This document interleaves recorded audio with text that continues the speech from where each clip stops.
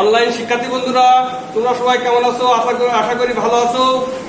আজ তোমাদের দশম শ্রেণীর নবম অধ্যায়ের ত্রিকোণমিতিক অনুপাত নিয়ে আলোচনা করব। আমরা আজকে আলোচনা করব ত্রিকোণমিতিক অনুপাত।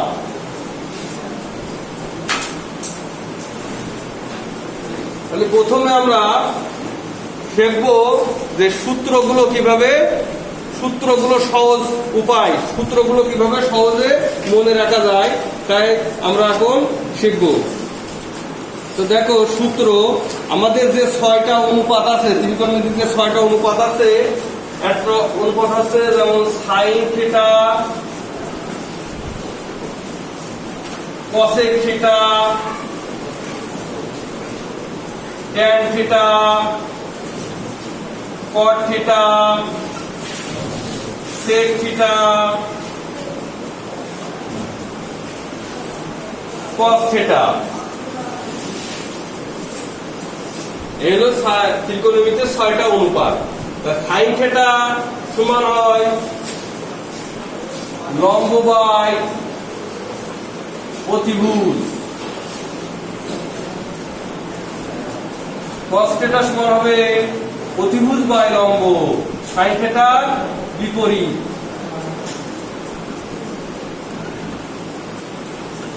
ট্যান থিটা লম্ব বাই ভূমি, কট থিটা ভূমি বাই লম্ব, সেক থিটা। আচ্ছা, আমরা আগে কস থিটা লিখবো, যে কস থিটা সমান ভূমি বাই অতিভুজ,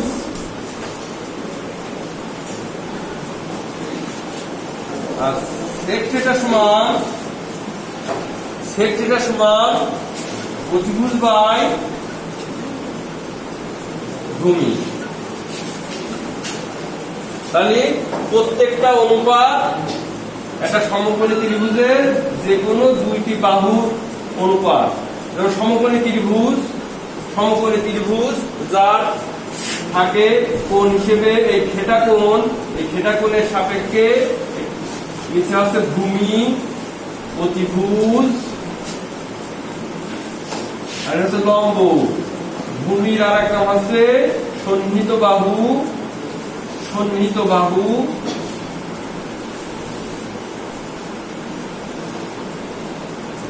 আর লম্বর আর একটা হচ্ছে বিপরীত বাহু।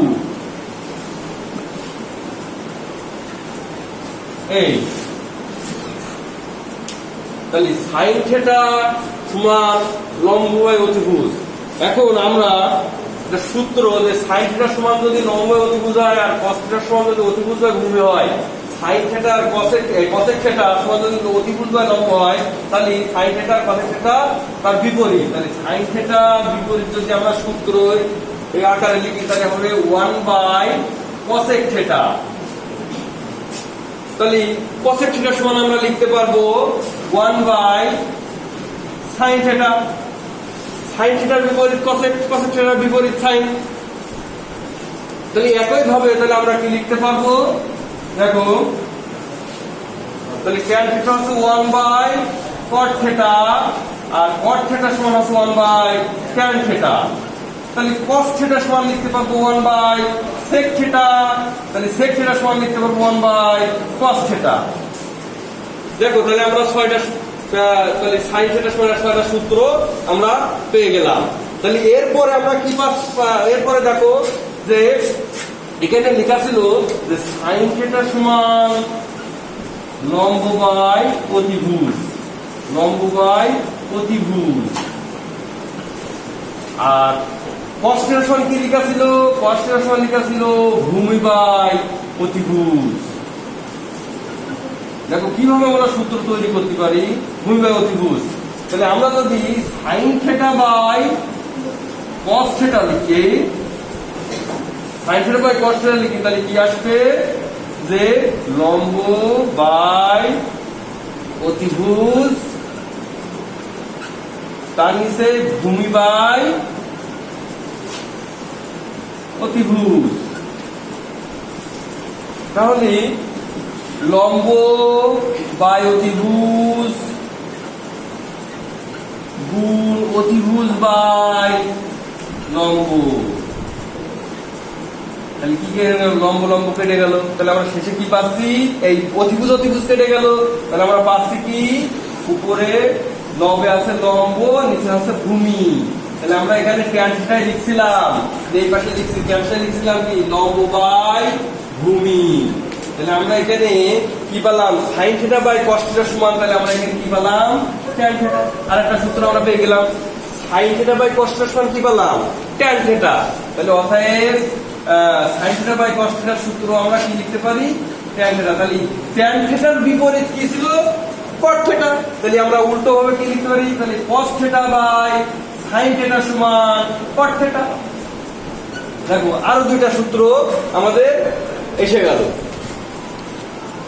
তাহলে এইবার আমরা পিথাগোরাসের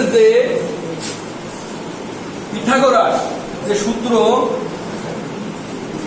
বলেছিলেন যে লম্ব স্কয়ার লম্বের উপর বর্গ প্লাস ভূমির উপর বর্গ, তাহলে ভূমির স্কয়ার সমান অতিভুজের স্কয়ার। এখন আমরা যদি উভয় পাশে আমরা অতিভুজ দিয়ে ভাগ করি তাহলে কি হবে? লম্ব স্কয়ার বাই অতিভুজের স্কয়ার যোগ ভূমির স্কয়ার বাই অতিভুজের স্কয়ার সমান অতিভুজের স্কয়ার বাই অতিভুজের স্কয়ার। তাহলে আমরা উভয়টাকে কত কি দিয়ে ভাগ করলাম? অতিভুজের স্কয়ার দ্বারা ভাগ করলাম। তাহলে এখানে লম্ব বাই অতিভুজ, লম্ব বাই অতিভুজ মানে সাইন। তাহলে সাইন যদি হয়, লম্ব অতিভুজ মানে সাইন হয়, তাহলে আমরা এখানে কি পাচ্ছি? সাইন স্কয়ার থিটা, থিটা কোণে। তাহলে এখানে ভূমি অতিভুজ মানে কি? কজ। তাহলে কজ স্কয়ার থিটা। এখানে অতিভুজ অতিভুজই হরলবে কেটে গিয়ে তাহলে কি হলো? 1।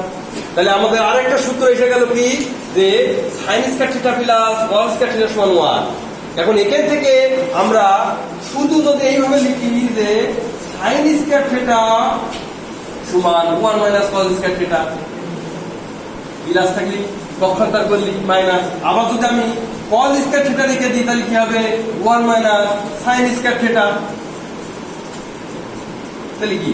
তাহলে আবার তুমি এরাও বলতে পারো যে 1 মাইনাস কজ স্কয়ার থিটা সমান সাইন স্কয়ার থিটা। তোমার যখন প্রয়োজন যে সূত্র তখন তুমি সেটা কাজে লাগাতে পারবা। তাহলে 1 minus sine square theta cause square theta, এই 1 মাইনাস সাইন স্কয়ার সমান কজ স্কয়ার থিটা। দেখো আমরা একটা অঙ্কে আসছি যে তোমাদের পাঠ্য বইতে আছে, আমি সেই পাঠ্য বই আমার কাছেই আছে। দেখো আমি একটা অঙ্ক বলছি, যেখানে লেখা আছে যে 1 by sec square theta plus 1 by cosec square theta.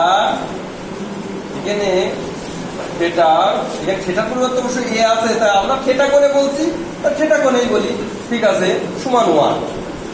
প্রমাণ করো যে 1 by sec square theta plus 1 by cosec square theta সমান 1। একটা অঙ্ক আছে। তাহলে তোমার বাম পক্ষে কি আছে? বাম পক্ষে আছে 1 বাই সেক স্কয়ার থিটা ও plus 1 by cosec square theta.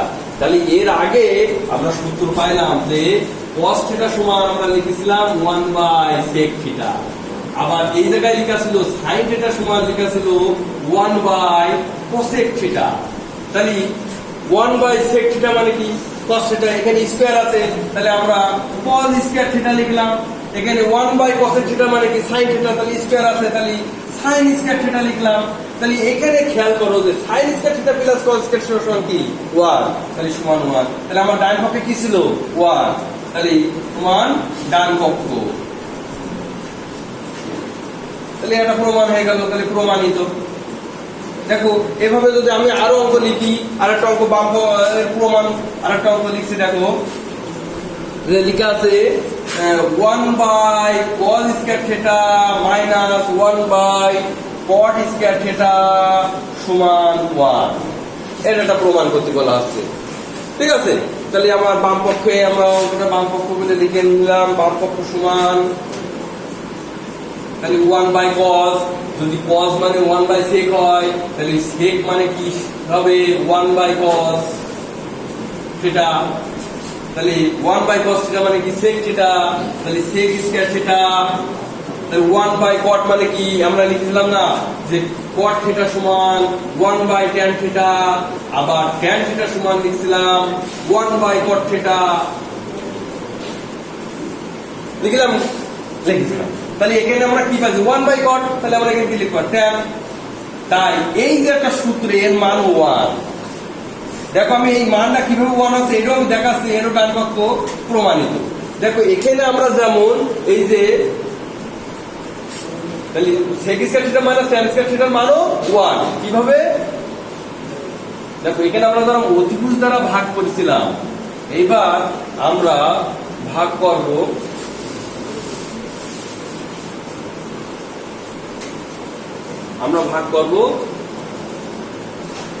লম্ব দিয়ে ভাগ করি, দেখি কি হয়।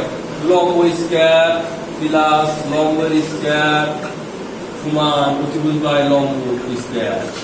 এখন খেয়াল করো এখানে লম্ব বাই লম্ব, তাহলে কি আছে এখানে কত আসছে 1। আচ্ছা ভূমি বাই লম্ব কে,